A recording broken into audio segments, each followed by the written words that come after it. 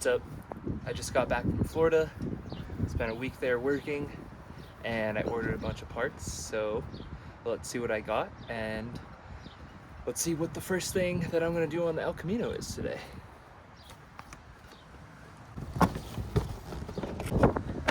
Sparkulator wires.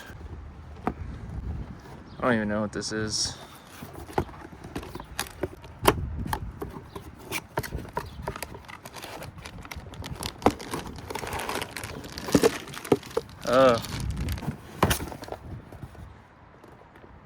Fuel sending unit for my gas tank.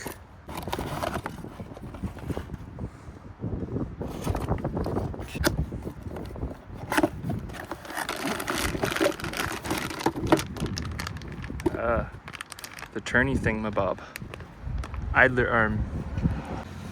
Oh, cool. Water pump.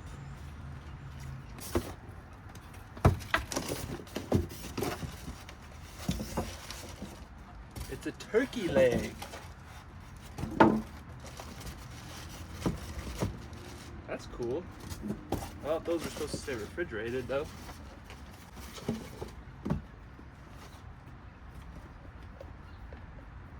Tie rod sleeve. I think this is my center link.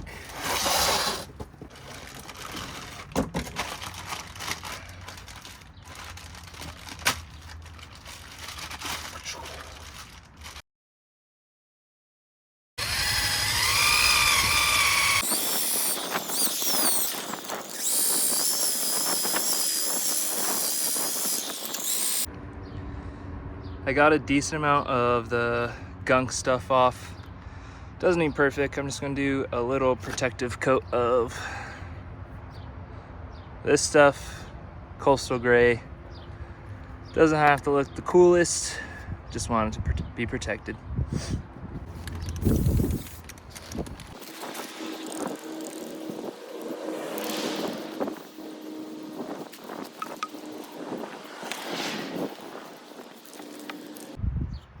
So it's all painted up now in that Rust-Oleum.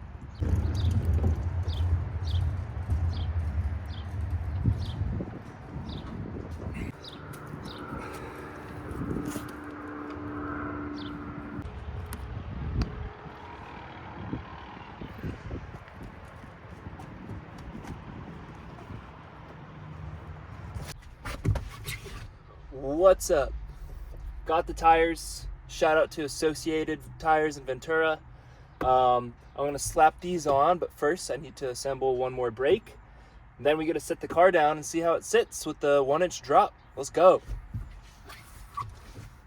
Getting the brake assembled is pretty easy, especially for beginners. It didn't take too long for me to figure out the first one.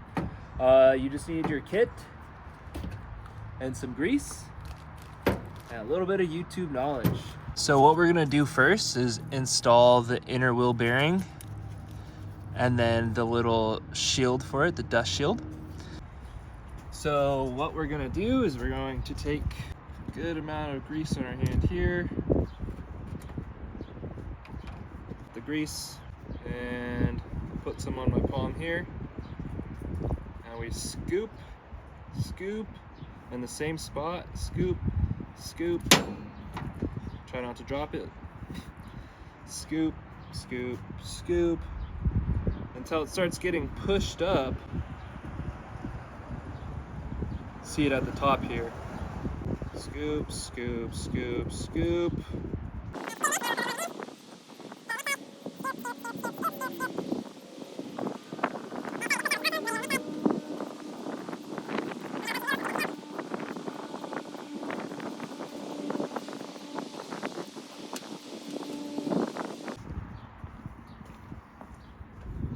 Just gonna rub this excess.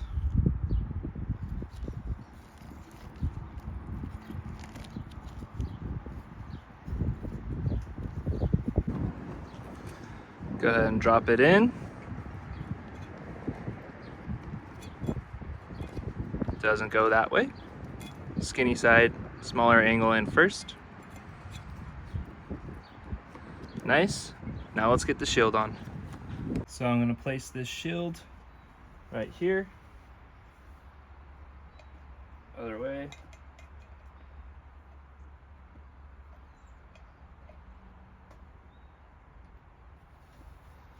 Put this over it just because this piece of wood kind of splinters.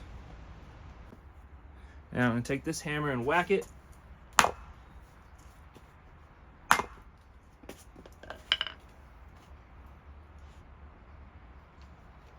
Now that's in, let's go down this way a little bit. Now I pushed that side down a little bit, so I'm going to take a screwdriver and just pry it up just a wee bit.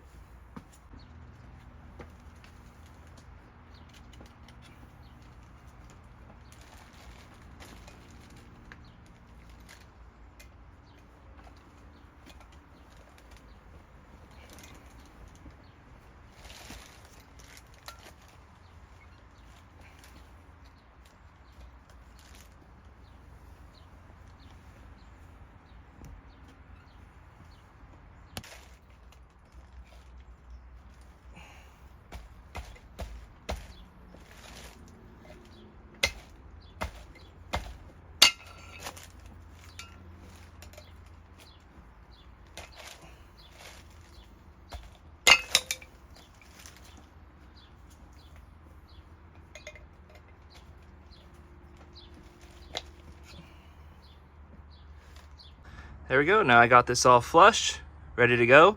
Let's pack the other bearing and we can put this on the spindle. Pack it in.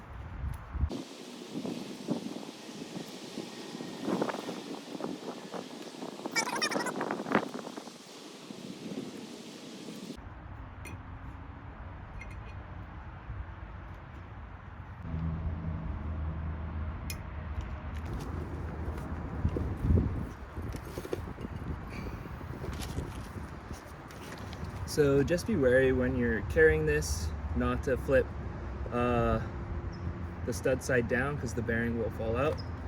I've done that a few times, learned that the hard way. Just rub a little grease on here.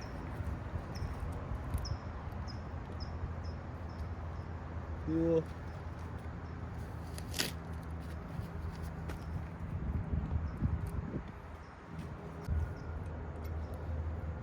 This will line up on the spindle to help slide on.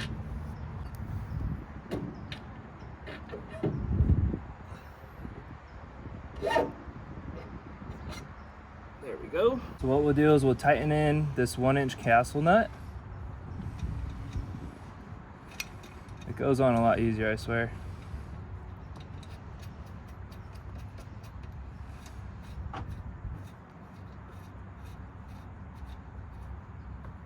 And we're going to tighten it down till the brake has a hard time turning.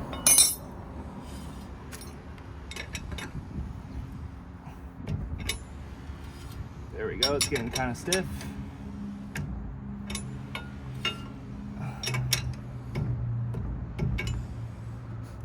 Push all that grease in, now we'll back it off a little bit.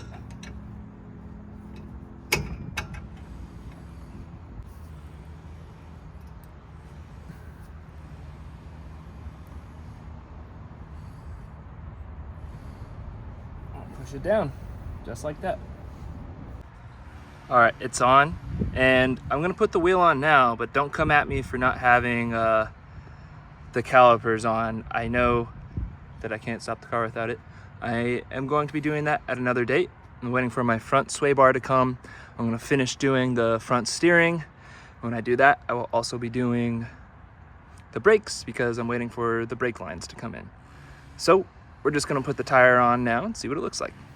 And this might be helpful to some of you, or it might not, but it definitely would have been helpful for me.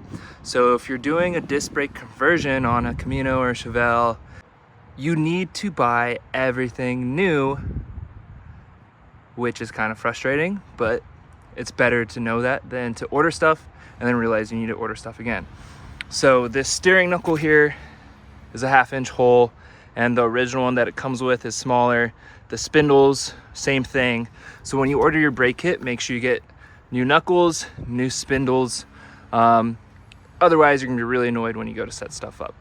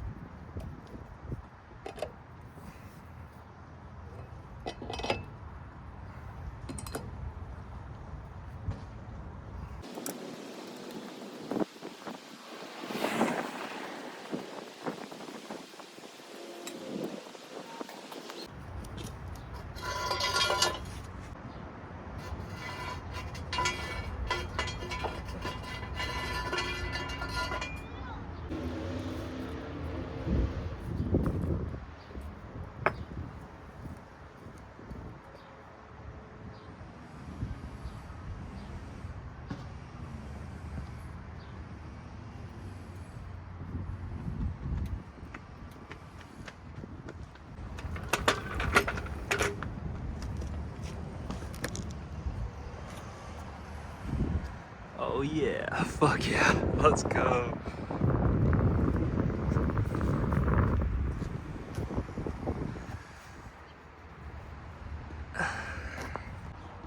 Well, I can't put on the back wheels until I convert them to disc.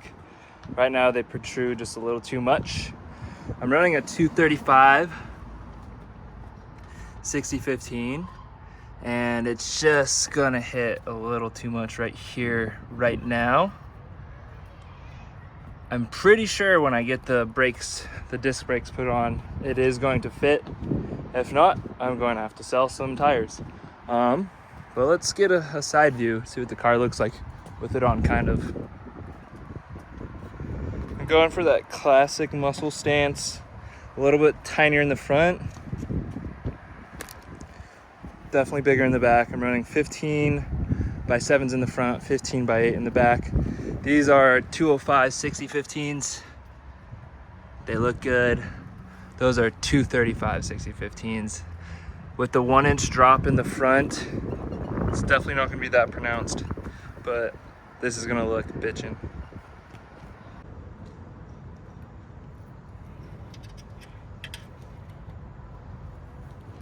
Okay.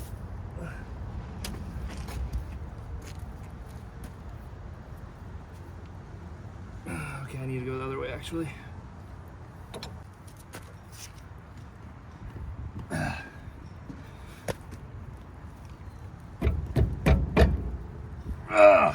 Motherfucker.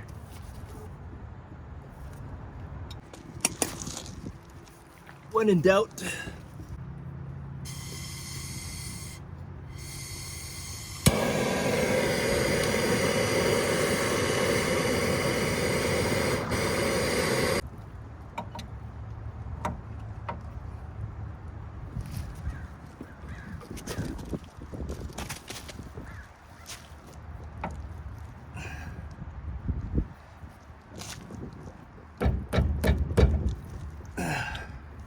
Jesus. Okay, so this took about an hour of heating, PB blaster, heating, hitting with the hammer. Now, it's budging. Let me set up the camera. I can't do this one-handed.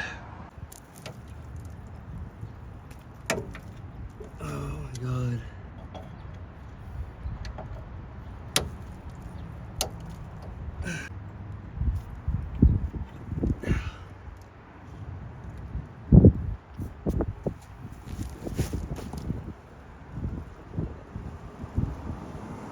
Fuck this boy. Now I get to use my handy dandy fitment tool remover from Harbor Freight. It's pretty self-explanatory. These hooks go on top of the arm, and this bolt screws into the gearbox bolt. Nope, wrong way.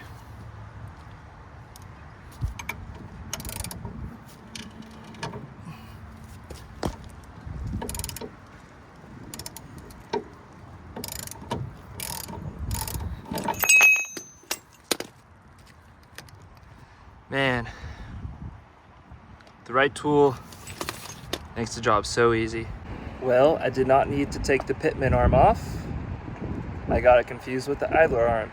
So I did all of that work for a learning experience. So let's put the pitman arm back on. So it should go on a little bit easier.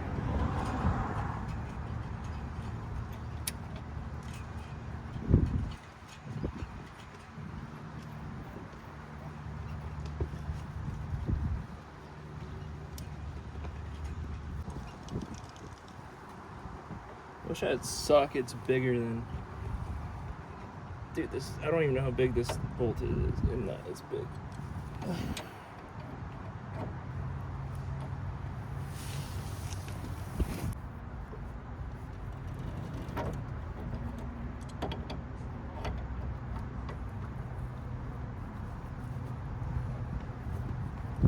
Yeah, this is where it was last time. There's only like 2 rungs of thread showing, so that's on there.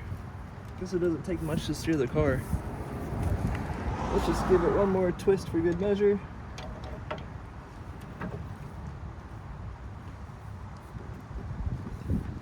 And